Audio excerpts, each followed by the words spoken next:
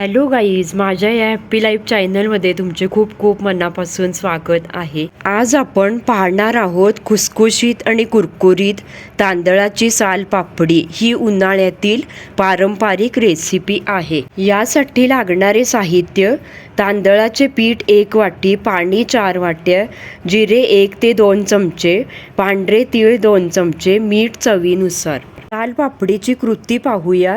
एका भांड्यात 1 वाटी तांदळाचे पीठ घ्या। त्यात 3 ते 4 वाट्या पाणी घालून गुठळ्या होणार नाहीत अशा पद्धतीने पीठ मिक्स करा। त्यात चवीनुसार मीठ आणि तीळ घाला। एका कढईत पाणी गरम करायला ठेवा।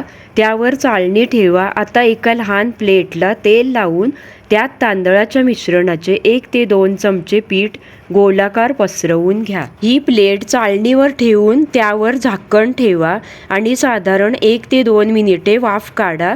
पापड पारदर्शक झाला की तो तयार झाला। प्लेट बाहेर काढून थोडी थंड होऊ द्या आणि सुरीच्या साहाय्याने पापड अलगद काढा। हे पापड प्लास्टिकच्या कागदावर 2 दिवस कडक उन्हात वाळवा। तुम्ही रेशनच्या तांदळाचे पीठ वापरल्यास पापड जास्त पांढरे, शुभ्र आणि खुसखुशीत होतात।